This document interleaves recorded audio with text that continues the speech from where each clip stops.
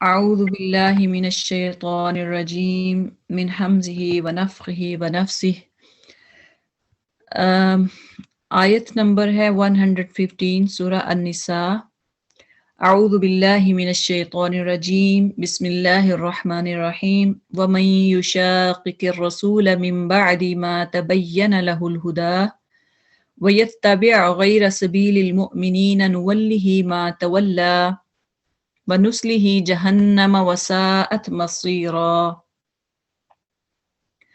وَمَنْ اور جو یشاققی خلاف کرے یا مخالفت کرے الرسول رسول صلی اللہ علیہ وسلم کی من بعدی اس کے بعد ما یہ کہ تبینہ واضح ہو جائے لہو اس کے لیے الہدا ہدایت، یعنی ہدایت واضح ہونے کے بعد جو آپ صلی اللہ علیہ وسلم کی خلاف ورزی کرتا ہے وَيَتَّبِعْ اور وہ پیروی کرے غیر سبیل المؤمنین، غیر علاوہ یا نہیں ہے سبیل راستہ المؤمنین مومنوں کا، یعنی مومنوں کے راستے کے علاوہ نولیہ ہم پھیر دیں گے اسے ماں جدھر تولا وہ پھرے، یعنی جدھر وہ پھرنا چاہتا ہے ہم بھی اسے ادھر ہی لگا دیں گے، وَنُسْلِهِ اور ہم داخل کریں گے ہی اس کو جہنم جہنم میں، وساءت اور وہ بہت برا ہے مصیرا ٹھکانہ۔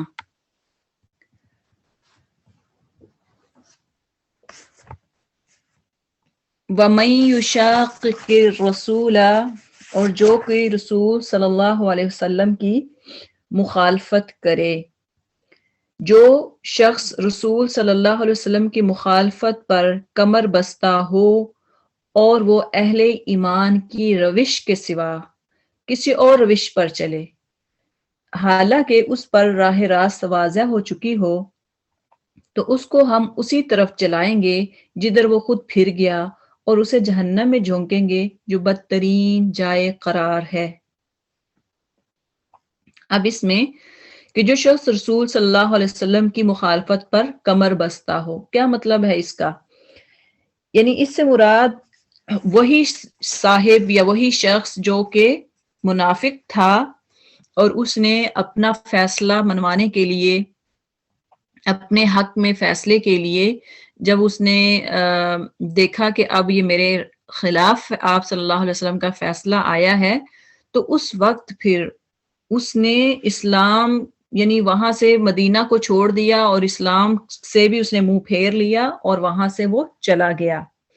تو جا کے پھر کیا کیا اس نے، وہ مسلمانوں کے خلاف ہو گیا اور مسلمانوں کے خلاف تدبیریں، اور آپ صلی اللہ علیہ وسلم کے دشمنوں کے ساتھ وہ مکہ میں چلا گیا اور ان کے خلاف یعنی آپ صلی اللہ علیہ وسلم کے خلاف کھلم کھلا مخالفت پر آمادہ ہو گیا۔ تو اس آیت میں اس کی اسی حرکت کی طرف اشارہ ہے کہ دیکھیں کہ کس طرح سے اس نے اپنا جو راہ بدلا ہے، اپنا جو اس نے راہ اختیار کیا ہے، تو اللہ تعالیٰ کہتے ہیں ما نولی ما تولا ونسلی جہنم، جس راہ پہ وہ چلے گا ہم نے بھی اسے اسی راہ پہ چلا دیا۔ اب وہ راستہ کون سا ہے؟ وَنُسْلِهِ جہنم، کیونکہ اس نے راستہ کون سا اختیار کیا؟ جہنم کا، یعنی آپ صلی اللہ علیہ وسلم کی مخالفت کی، اس نے آپ صلی اللہ علیہ وسلم کے فیصلے کو قبول نہ کیا اور مدینہ چھوڑ کر مکہ چلا گیا، دشمنوں کے ساتھ مل گیا، تو گویا مشرکین جو ہیں وہ ان کا راستہ کیا ہے؟ جہنم کا راستہ ہے، تو ہم اسے بھی جہنم میں داخل کریں گے۔ وَسَاءَتْ مَصِيرًا اور یہ بہت برا ٹھکانہ ہے، جہنم جو ہے وہ بہت برا ٹھکانہ ہے۔ ان اللہ بے شک اللہ تعالی لا یغفر نہیں بخشے گا ان یشرک یہ کہ شریک بنایا جائے بھی اس کے ساتھ، یعنی کوئی اس کے ساتھ شریک ٹھہرائے تو اللہ تعالیٰ اس بندے کو نہیں بخشے گا۔ وَيَغْفِرُ اور وہ بخش دے گا جو اس کے علاوہ ہے، لمن یعنی جس کو یشاء وہ چاہے گا، جس کو اللہ تعالیٰ چاہے گا اس کو اللہ تعالیٰ بخش دے گا، لیکن شرک کرنے والا جو ہے نا اللہ تعالیٰ اس کو کبھی نہیں بخشے گا۔ وَمَن يُشْرِكْ بِاللَّهِ اور جو شریک بنائے اللہ کے ساتھ، فقد تو یقیناً ضل وہ بھٹک گیا، ضلالن بھٹکنا، بعیدہ دور کی، یعنی دور کی گمراہی میں وہ چلا گیا۔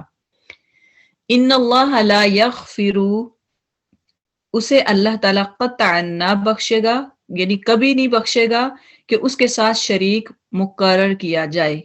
ہاں شرک کے علاوہ گناہ، یعنی شرک کے علاوہ کوئی اگر گناہ کرتا ہے جس کو چاہے اللہ معاف فرما دیتا ہے، اور اللہ کے ساتھ شریک کرنے والا بہت دور کی گمراہی میں جا پڑا۔ تو اس میں یاد رکھیے گا شرک کے علاوہ مزاروں پہ، قبروں پہ، یہ سارا ان کو ماننا، یہ سارا کیا ہے؟ شرک ہوتا ہے، اور شرک کرنے والے بندے کو اللہ تعالیٰ کبھی معاف نہیں کرے گا۔ ہاں اس کے علاوہ اگر زندگی میں کوئی غلطیاں خطائیں ہو جاتی ہیں تو اللہ جسے چاہے گا معاف فرما دے گا۔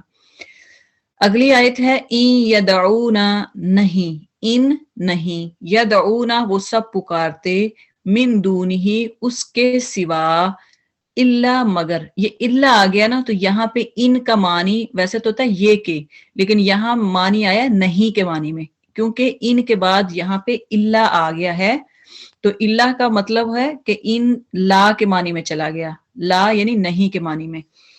این یدعونا نہیں وہ سب پکارتے، من دونہ اس کے سوا، الا مگر اناثا عورتوں کو، وَإِنْ اور نہیں، یدعونا وہ سب پکارتے، الا مگر شیطانا مریدا مگر سرکش شیطان کو، مریدا کہتے ہیں سرکش کو۔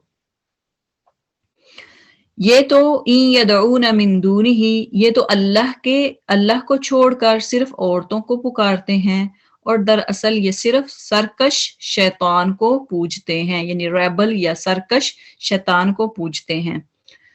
اور اس میں دیکھیں کہ اناثا عورتوں سے مراد کیا ہے، یعنی ان سے مراد تو وہ بت ہیں جن کے نام مؤنث تھے، یعنی مشرکین جو ہے نا وہ لات، عزا، منات، نائلہ وغیرہ، یعنی ان کے ایسے انہوں نے نام رکھے ہوئے تھے جو عورتوں کے نام تھے، تو یا تو وہ ان کو پوچھتے یا اس سے مراد فرشتے ہیں، کیونکہ مشرکین عرب جو تھے وہ فرشتوں کو اللہ کی بیٹیاں سمجھتے اور ان کی عبادت کرتے تھے۔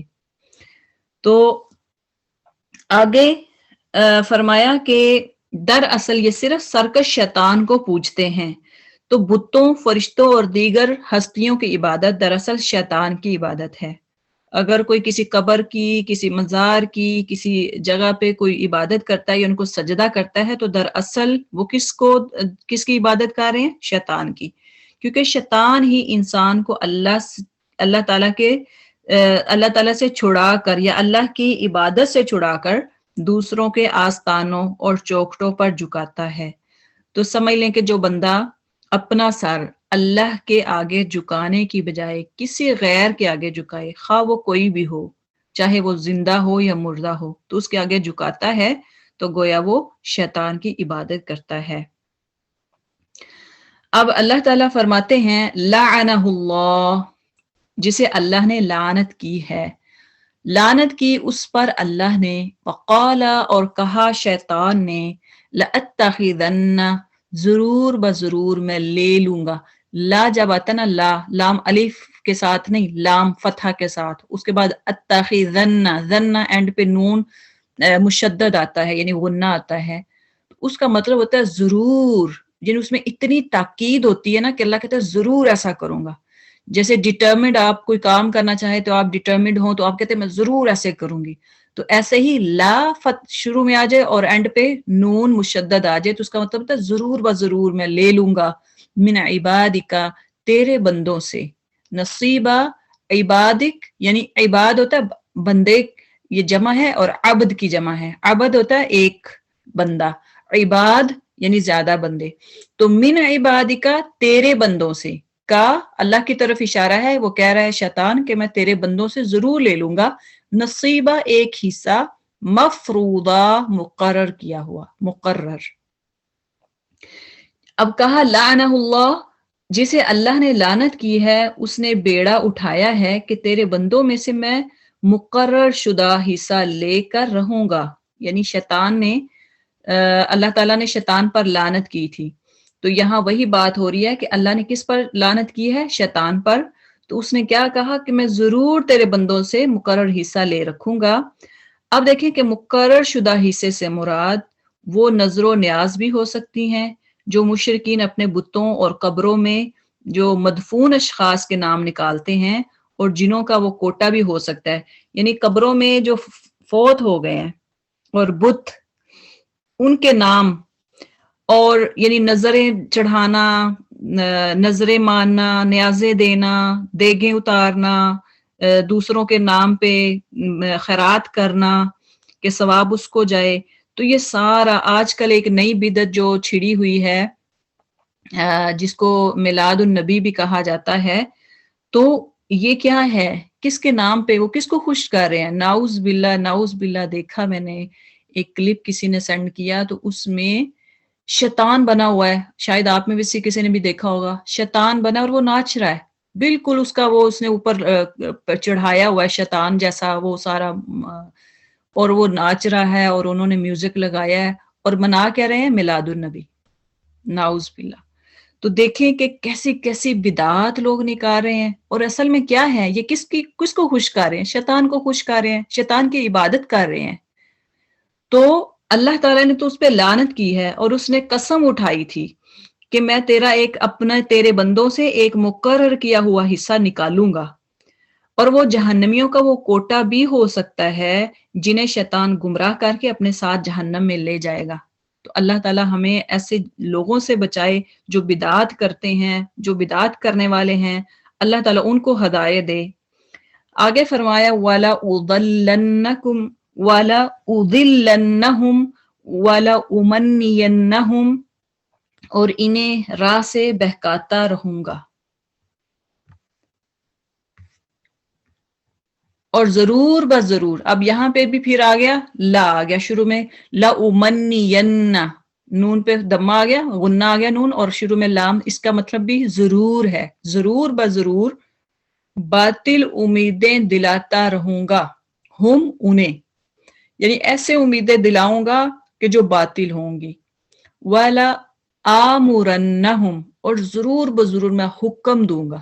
آمارا کا مطلب ہوتا ہے حکم دینا، تو آمُرَنَّهُمْ ان کو حکم دوں گا. فَلَا يُبَتِّكُنَّ، پس ضرور بضرور وہ چیریں گے.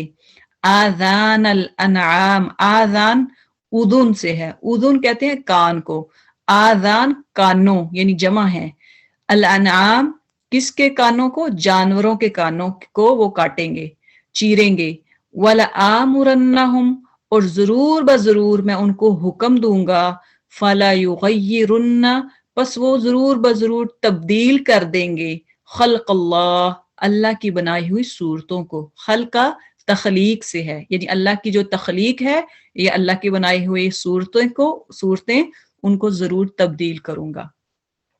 ومن، اور جو یتخذا پکڑے یا بنائے الشیطان شیطان کو ولین دوست من دون اللہ اللہ کے علاوہ، من سے دونی علاوہ اللہ اللہ یعنی اللہ کے علاوہ، فقد تو یقیناً خاسرہ اس نے نقصان اٹھایا، خسرانن صریح، خسرانن نقصان، مبینہ صریح.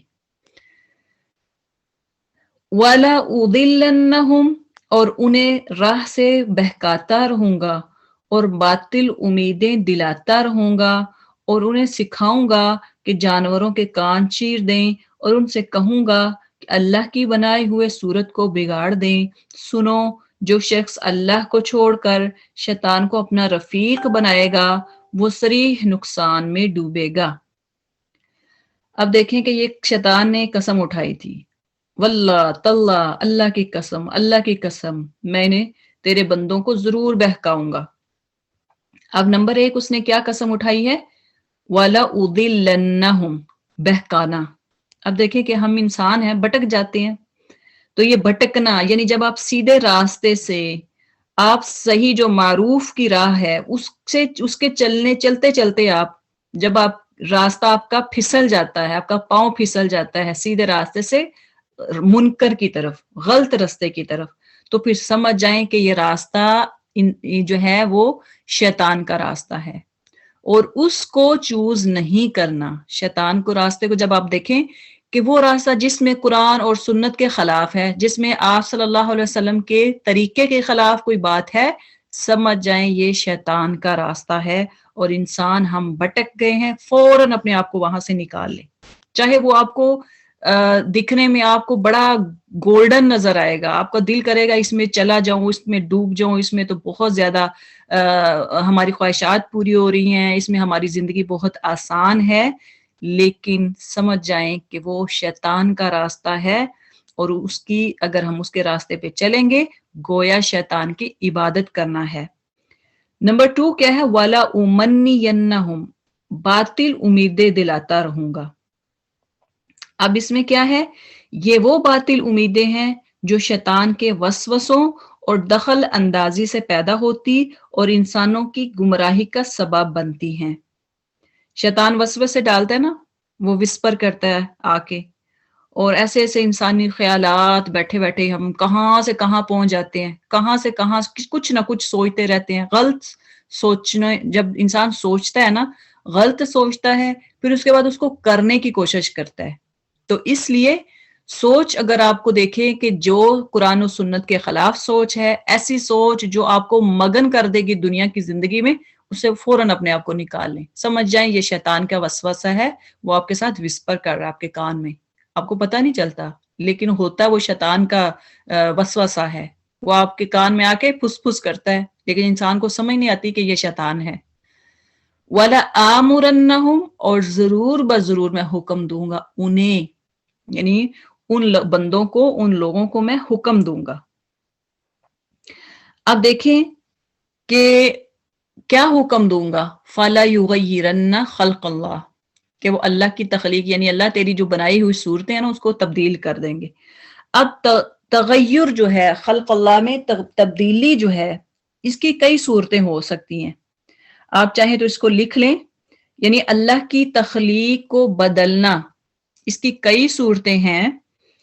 ایک تو یہ ہے جس کا ابھی یہاں ذکر ہوا ہے، یعنی کان وغیرہ کاٹنا. آگے آپ دیکھیں گے تو وہ اس نے آگے جو پیچھے بولا تھا کہ کان کاٹنا، ان کو چیرنا. ایک تو یہ ہو ہے کہ کیونکہ جو مشرکین تھے وہ جب یعنی ان کی جو جانور ہوتے تھے ان کے کان کاٹ، جب جیسے کسی کی گائے ہے یا اونٹ ہے، تو اونٹ کو وہ کیا کرتے تھے، جو اگر 10 اس کے نطفے سے 10 دفعہ یا اس کے نطفے سے 10 بچے پیدا ہو جاتے تو اس کو وہ بتوں کے نام پہ یا جو ان کے دیوتا ہوتے ان کے نام پہ ان کو قربان کر دیتے، اور ان کے کیا کرتے، ان کے کان چیر دیتے تھے. اور جب اونٹنی 5 یا 10 بچے پیدا کر لیتی تو اس کے بھی کان وہ چیر دیتے تھے، اور کان کو پھاڑ کر اسے اپنے دیوتا کے نام پر چھوڑ دیتے. آج کل بھی اگر آپ دیکھیں تو آپ کو نظر آتے ہیں پاکستان میں، اگر آپ مجھے جو دیکھنے کو ملا تھا تو ایسے ہی اکثر لوگوں نے کان کے اندر سوراخ کیا ہوتا ہے جانوروں کے کانوں کے اندر، یا ان کو بھی کاٹا ہوتا ہے. تو بہرحال یہ جائز نہیں ہے. اور ایک تو یہ صورت ہے. دوسری صورت جو کہا جاتا ہے، اللہ تعالیٰ نے چاند، سورج، پتھر اور آگ وغیرہ ان تمام چیزوں کو مختلف مقاصد کے لیے پیدا کیا ہے، لیکن مشرکین نے ان کے مقصد تخلیق کو، یعنی ان کے پیدا کرنے کے مطلب کو بدل کر ان کو معبود بنا لیا. اب سورج کس لیے ہے، چاند کس لیے ہے؟ یہ تو اللہ تعالیٰ کی بنائی ہوئی چیزیں ہیں نا. تو چاند آپ کو روشنی دیتا ہے رات کو، سورج جو ہے وہ دن کو روشنی دیتا ہے. تو مشرکین کیا کرتے تھے، سورج، چاند، ستاروں کی عبادت کرتے تھے، یہ بھی انہوں نے بدل دیا. پتھر جو ہے یہ کس لیے ہیں، ان کو بھی انہوں نے بدل کے اس کی عبادت میں، یعنی ان سے مورتیاں بنانا شروع کر دی، اور آگ کی بھی پوجا کرنا شروع کر دی. یہ بھی ایک صورت ہے کہ اس کی تخلیق کو بدل کر اس کا غلط معنی لے لیا. یا اس کا مطلب یہ ہے کہ فطرت، تغیر فطرت، یعنی جو نیچر ہے اس کو بدلنا، یعنی حلال جو ہے اس کو حرام کر دینا، اور جو چیز حرام ہے اس کو حلال کر دینا. اب دیکھیں کہ جیسے یہاں پہ بھی آپ دیکھتے ہیں کہ کچھ ایسے پیگنز ہیں، کچھ ایسے لوگ کہ جو گوشت حلال ہے، اللہ نے حلال کیا، اس کو وہ اپنے آپ بالکل حرام کرتے، کھانا ہی نہیں ہے. ویجیٹیرین، کھانا ہی نہیں ہے گوشت، کیا ہے بس نہیں کھانا. انہوں نے ایسے اتنا وہ اپنے آپ پہ سختی کرتے ہیں، ایکسٹریم پہ چلے جاتے ہیں کہ وہ اس کو حرام کے درجے پہ لا جاتے ہیں کہ کھانا نہیں ہے. تو بہرحال ایون کہ جو بھی ڈیری سے بنی چیزیں ہیں کچھ بھی نہیں کھانی. تو یہ کیا ہے؟ حلال ہے، اللہ تعالیٰ نے حلال کیا، اس کو حرام کر دیتے ہیں. اور جو حرام چیزیں ہیں ان کو حلال کرنا، شراب یہ مسلم بھی پیتے ہیں، لازمی تو نہیں کہ غیر مسلم ہی پیتے ہوں، مسلم بھی پیتے ہیں. کئی آپ نے دیکھتے ہیں کہ کئی گھروں میں یہ اسی طرح سے شراب ہے، جوا ہے، یہ ساری چیزیں ان کو حرام جو ہے ان کو حلال کرنا. اور اسی طرح اور بھی جو تبدیلیاں ہیں، اس میں ایک تبدیلی یہ بھی ہو سکتی ہے کہ مردوں کی نس بندی کر کے اور اسی طرح عورتوں کے آپریشن کر کے انہیں اولاد پیدا کرنے کی صلاحیت سے محروم کر دینا. اور اس میں میک اپ کے ناموں پر جو آبرو کے بال وغیرہ، یعنی اپر جو بال اتارنا، ان کو اکھاڑنا، اپنی صورت کو مسح کرنا، آج کل جو طریقے نکلے ہوئے ہیں، صورت کو بدل دینا، سرجری کرواتے ہیں، اگر کسی کی چھوٹی ناک ہے اس کو لمبا کرتے ہیں، اگر کسی کے ہونٹ باریک ہیں اس کو موٹا کرتے ہیں، وغیرہ وغیرہ. یہ ساری چیزیں جو ہیں یہ حرام ہیں. اور اس میں یہ بھی مولانا مودودی صاحب نے تو یہ بھی لکھا ہے کہ عورتوں کو ان خدمات سے منحرف کرنا جو فطرت نے ان کے سپرد کی ہیں. یعنی فطرت نے، اللہ تعالیٰ نے انسان کو اتنا نازک بنایا ہے، عورت کو اتنا نازک بنایا ہے کہ وہ گھر کے کام کر لے، اپنے بچوں کو سنبھالے، سارا دن وہ تھک جاتی ہے. اسے یہی کام اگر وہ صحیح طریقے سے کرے نا تو اس کے پاس اتنا ٹائم نہیں ہوتا کہ وہ باہر کے گھر چھوڑ کے باہر کے کام کرے. لیکن انہیں تمدن کے ان شعبوں میں گھسیٹ لانا، یعنی معاشرتی سوسائٹی میں ایسے ان کو لے آنا جن کے لیے مرد پیدا کیا گیا ہے. مرد کس لیے؟ باہر کے لیے ہے. گھر کے کام عورت کرے، باہر کے کام مرد کرے. کمانا، کھلانا بچوں کو، عورت کو بچوں کی سرپرستی یہ مرد کے ذمے ہے. تو یہی سارے کام عورت ایک مرد بن کے جب کرتی ہے تو پھر جب وہ گھر آتی ہے اور گھر کے کام پھر نہیں ہوتے، کھانا نہیں ملتا، بچوں کو سنبھالتی نہیں ہے، تو وہ پھر جو کیا ہوتا ہے، لڑائیاں جھگڑے ہوتے ہیں. اور یہ اس طرح کے دوسرے بے شمار افعال جو شیطان کے شاگرد دنیا میں کر رہے ہیں، دراصل یہی معنی رکھتے ہیں کہ یہ لوگ خالق کائنات کے ٹھہرائے ہوئے قوانین کو غلط سمجھتے ہیں اور ان میں اصلاح فرمانا چاہتے ہیں. اور اس میں ایک اور بڑا سب سے اہم چیز جو ہے وہ کیا ہے؟ Homo sexuality. آج کل جو یہاں پہ رول بھی پاس ہو گیا امریکہ میں، یورپ میں بھی، کہ لواطت یا قوم لوط کا فعل جو ہے مرد مرد کے ساتھ، عورت عورت کے ساتھ، یہ کیا ہے؟ یہ بھی تو تغیر ہے، یہ بھی تو فلا یغیرن میں آتا ہے کہ جو شیطان نے قسم کھائی تھی کہ اللہ کی تخلیق کو بدل دینا، یہ بھی اسی میں شامل ہے. بہرحال اللہ تعالی ہم سارے شیطانی جو ہتھ کنڈے ہیں ان سے محفوظ فرمائے، ہمیں دین کی سمجھ عطا فرمائے، دین کو صحیح سمجھنے کی توفیق عطا فرمائے. ہمیں یہ نہ ہو کہ میں کوئی بات کر رہی ہوں تو شاید کسی کے خلاف کر رہی ہوں، یا یہ اللہ تعالیٰ نے جو ہمیں بتایا ہے اس کو جب ہم صحیح طرح سے کھلے دل سے مانیں گے تو پھر انشاءاللہ اس جو دین ہے وہ ہمارے دل کے اندر، ہمارا دل کرے گا کہ ہم اس پہ چلیں. اتنا آسان دین ہے کہ کوئی دین ایسا نہیں ہے، کوئی مذہب ایسا نہیں ہے کہ جو اسلام جیسا ہو. نرم اسلام، بہت نرم ہے. اسلام کا مطلب ہی پیس ہے، امن ہے. تو اس لیے ہمیں فخر ہونا چاہیے کہ ہم مسلمان ہیں اور اللہ تعالیٰ نے ہمیں ایک ہدایت والی، ایک رہنمائی کے لیے ایک کتاب دی ہے جسے ہم رہنمائی حاصل کر سکتے ہیں. ہمیں کوئی اور قانون پڑھنے کی ضرورت نہیں پڑتی جب ہم قرآن کے قانون کو پڑھتے ہیں. اس میں کیا نہیں ہے، دنیا کے بارے میں کیا نہیں ہے، آپ کی زندگی کے بارے میں کیا کچھ نہیں ہے. ازدواجی زندگی لے لیں، میاں بیوی کی، بچوں کی، آپ کے ماں باپ کی، ہر ایک چیز اس میں قرآن میں آپ کو ملتی ہے. ماں باپ کے ساتھ کیسا سلوک کرنا ہے، آپ نے اپنے بچوں کے ساتھ کیسا رہنا ہے، ان کو ایون آپ کے جو حقوق ہیں، جو رائٹس ہیں ماں باپ کے مرنے کے بعد جو آپ کے ہمسایوں کے حقوق، ہر چیز اللہ تعالیٰ نے اس میں ایک ایک چیز کو مینشن کیا ہے. کوئی دنیا کی ایسی کتاب نہیں ہے کہ جس میں اتنی چیزیں ایک چھوٹی سی کتاب میں محفوظ ہوں، جو ساری چیزیں قرآن میں موجود ہیں. تو ہمیں الحمدللہ اللہ کا شکر ادا کرنا چاہیے کہ اللہ نے ہمیں مسلمان بنایا اور اس پہ عمل کی بھی توفیق دے. یعدہم، وہ وعدہ دیتا ہے انہیں، ویمنیہم، اور امیدیں دلاتا ہے انہیں، وما یعدہم، اور نہیں وعدے دیتا انہیں، الشیطان، شیطان، الا مگر، غرورا، فریب کاری کا. شیطان کس کی امید دیتا ہے؟ یعنی شیطان کا سارا کاروبار ہی وعدوں اور امیدوں کے بل پر چلتا ہے. اس کا سارا کام ہی امیدوں پہ ہے، اور وہ انسان کو انفرادی طور پر یا اجتماعی طور پر جب کسی غلط راستے کی طرف لے جانا چاہتا ہے تو اس کے آگے ایک سبز باغ پیش کر دیتا ہے.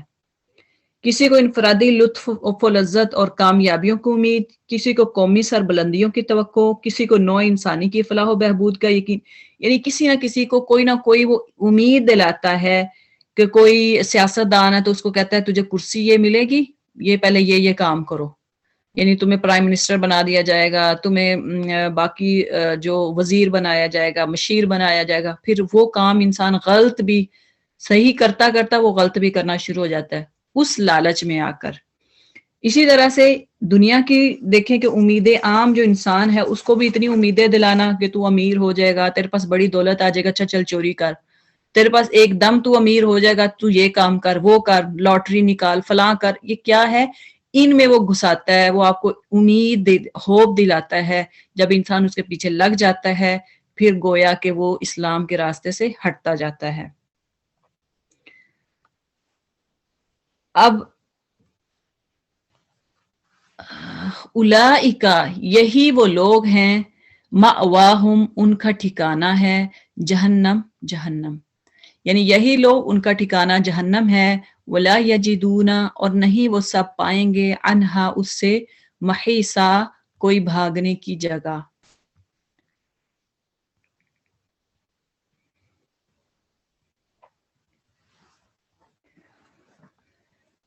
وَلِلَّهِ مَا فِي السَّمَاوَاتِ نہیں، وَالَّذِينَ آمَنُوا وَعَمِلُوا الصَّالِحَاتِ سَنُدْخِلُهُمْ جَنَّاتٍ. اور وہ لوگ، اس کے اپوزٹ اب دوسرے لوگ آ گئے. پہلے جو آپ نے پڑھا وہ تھا جو شیطان کی چالوں میں پھنس جاتے ہیں، ان کا ٹھکانہ جہنم ہے. آگے دوسرے اپوزٹ، وہ والذین آمنوا، وہ لوگ جو ایمان لائے، وعملوا الصالحات، اور سب نے نیک اعمال کیے، سندخلہم، ہم ان کو داخل کر دیں گے، جنات، جنت میں، تجری من تحتها الانہار، تجری بہتی ہیں، من تحتها، ان کے نیچے سے، الانہار نہریں، خالدین، سب ہمیشہ رہنے والے ہیں، فیہا، اس میں، ابدا، ہمیشہ ہمیش. وعد اللہ، اللہ کا وعدہ، حقا، سچا ہے. ومن اصدق، اور کون زیادہ سچا ہے، من اللہ، اللہ تعالی سے، قیلا، اپنی بات میں. یعنی اللہ تعالیٰ سے، اللہ تعالیٰ کی بات میں اور کون سچا ہے؟ اللہ سب سے سچا ہے نا. تو اللہ نے وعدہ کیا ہے کہ جو ایمان لائے گا اور نیک عمل کرے گا تو اللہ کا وعدہ کیا ہے؟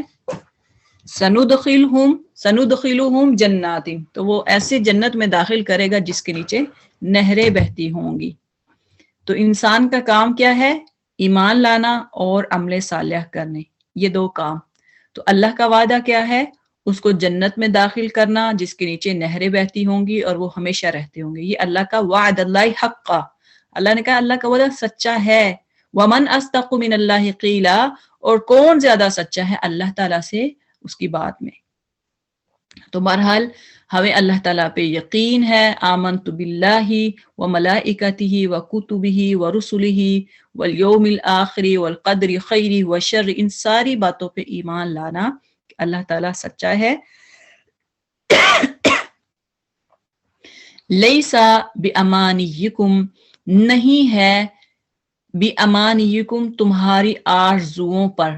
امانیو یعنی خواہشیں، ولا، اور نہ، امانی، آرزوؤں پر، اہل الکتابی، اہل کتاب کی، من یعمل، جو عمل کرے سو ان برا عمل کرنا، یجزا بھی وہ بدلہ دیا جائے گا اس کا، ولا یجد لہو اور نہ وہ پائے گا اپنے لیے من دون اللہ اللہ کے علاوہ ولین کوئی حمایتی ولا نصیرہ اور نہ کوئی مددگار۔ اب اس آیت میں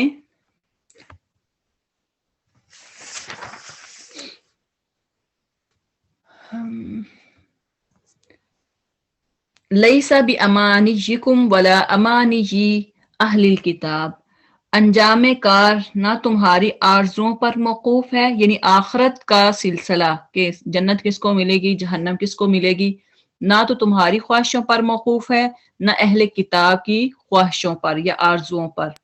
جو بھی برائی کرے گا، من یعمل سوءا، جو بھی برائی کرے گا اس کا پھل پائے گا، اور اللہ کے مقابلے میں اپنے لیے کوئی حامی و مددگار نہ پا سکے گا۔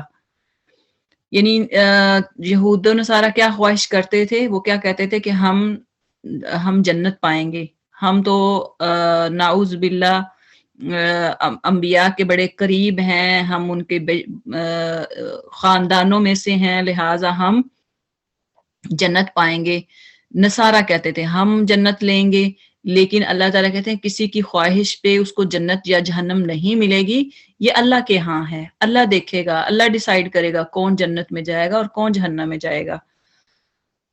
وَمَن يَعْمَلْ مِنَ الصَّالِحَاتِ، اور جو کوئی عمل کرے من الصالحات نیک اعمال سے، من ذکر مرد میں سے، او انثی یا عورت، وَهُوَ مؤمن اور وہ مومن ایمان والا ہو، فَأُولَئِكَ تو پس یہی یدخلون لوگ داخل ہوں گے الجنہ جنت میں، ولا یظلمون اور نہیں وہ سب ظلم کیے جائیں گے، نقیرہ کھجور کی گٹلی کے شگاف برابر بھی۔ اور جو نیک عمل کرے گا خواہ مرد ہو یا عورت، بشرطے کہ وہ مومن ہو، تو ایسے ہی لوگ جنت میں داخل ہوں گے اور ان کے ذرا برابر حق تلفی نہ پائی جائے گی یا نہ ہوگی۔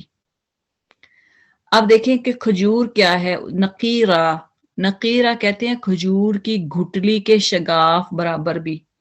کبھی آپ کھجور کو کھولتے ہیں نا تو اس کے کھولنے کے بعد اس کی گھٹلی جو اس کا سیڈ ہوتا ہے اس کے اوپر ایک باریک سا پیپر ہوتا ہے، تو اس کے برابر بھی اللہ تعالیٰ کہتے ہیں کہ اس گٹلی کے جو شگاف ہے، پردہ جو ہے، اس کے برابر بھی کسی پر ظلم نہیں کیا جائے گا۔ جو انسان نے جو عمل کیا دنیا میں وہی اس کو ملے گا آخرت میں۔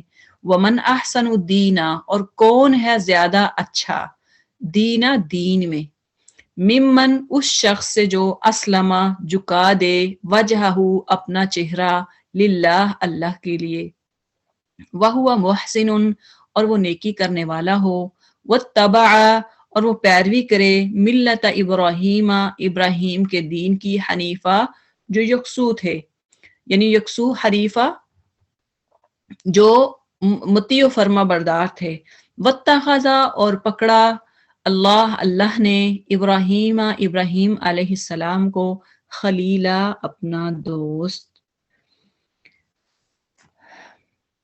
اس شخص سے بہتر اور کس کا طریقہ کار یا طریقہ زندگی ہو سکتا ہے جس نے اللہ کے آگے سر تسلیم خم کر دیا، یعنی اپنا سر اللہ کے آگے جھکا دیا اور اپنا رویہ نیک رکھا، اور یکسو ہو کر ابراہیم کے طریقے کی پیروی کی، اس ابراہیم کے طریقے کی جسے اللہ نے اپنا دوست بنا لیا تھا، اور آسمانوں اور زمینوں میں جو کچھ ہے اللہ کا ہے، اور اللہ ہر چیز پر محیط ہے۔ آپ دیکھیں کہ اس آیت مبارکہ میں اللہ تعالیٰ نے حضرت ابراہیم علیہ السلام کے طریقے پر چلنے کی ہدایت کی ہے کہ حضرت ابراہیم علیہ السلام کے طریقے پر چلا جائے۔ بہرحال کامیابی کا ایک معیار اور اس کا ایک نمونہ بیان فرمایا۔ معیار یہ ہے کہ اپنے کو اللہ کے سپرد کر دے، محسن بن جائے، یعنی کوئی بھی پریشانی ہے، کوئی بھی مشکل ہے تو اپنے آپ کو اللہ کے حوالے کر دو، اللہ پہ بھروسہ کرو، اللہ پہ یقین کرو کہ جو اللہ تکلیف دینے والا ہے وہ اس کو آسانی بھی کرے گا. ایک طرف سے تکلیف آئی ہے، اللہ تعالیٰ آسانی بھی پیدا فرمانے والا ہے. دوسرا، محسن بن جائے اور ملت ابراہیم کی پیروی کرے، یعنی اللہ کے نیکوکار بنے، نیکیاں کرنے والا بنے اور ملت ابراہیم علیہ السلام کی پیروی کرے. اور نمونہ حضرت ابراہیم کا ہے، یعنی آپ نے کس کو فالو کرنا ہے؟ حضرت ابراہیم کو، جن کو اللہ تعالیٰ نے اپنا خلیل بنایا. خلیل کے معنی کیا ہے؟ جس کے دل میں اللہ کی محبت اس طرح راسخ ہو جائے کہ کسی اور کے لیے اس میں جگہ نہ رہے، اس کو خلیل کہتے ہیں. اب دیکھا جائے خلیل جو ہے وہ بر وزن فعیل ہے، جس کے معنی علیم، جیسے ہم کہتے ہیں نا قرآن میں علیم، اس کے بمعنی کیا ہے؟ عالم.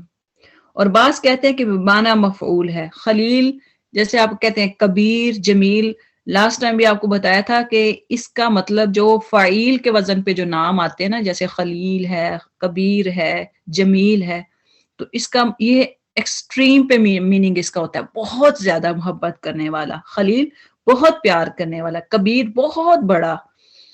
اور جیسے حبیب بمعنی محبوب کے، اور حضرت ابراہیم علیہ السلام یعنی اللہ کے محب بھی تھے اور محبوب بھی، اللہ سے محبت بھی کرنے والے تھے اور اللہ بھی ان سے محبت کرتے تھے. اسی طرح نبی علیہ الصلوۃ والسلام نے فرمایا اللہ نے مجھے بھی خلیل بنایا ہے جس طرح اس نے ابراہیم علیہ السلام کو خلیل بنایا. صحیح مسلم کتاب المساجد میں یہ حدیث ہے، یعنی نبی صلی اللہ علیہ وسلم نے فرمایا اللہ نے مجھے بھی خلیل بنایا جس طرح اس نے ابراہیم علیہ السلام کو اپنا دوست بنایا. وَلِلَّهِ مَا فِي السَّمَاوَاتِ وَمَا فِي الْأَرْضِ، اور اللہ ہی کے لیے ہے ما، جو کچھ فی السماوات آسمانوں میں ہے، وما، اور جو کچھ فی الارض زمین میں ہے. وکان اللہ، اور ہے اللہ تعالی بکل شیء، ہر چیز کا، محیطہ، احاطہ کرنے والا. آسمانوں اور زمین میں جو کچھ ہے سب اللہ ہی کا ہے اور اللہ ہر چیز کو گھیرنے والا ہے. یعنی اللہ تعالیٰ کے علم میں ہے، جو انسان جو کچھ بھی کرتا ہے اللہ کو معلوم ہے. سبحانک اللہم و بحمدک، نشہد ان لا الہ الا انت، نستغفرک ونتوب الیک، وصلی اللہ علی خیر خلقہ محمد وآلہ واصحابہ اجمعین، آمین یا ارحم الراحمین.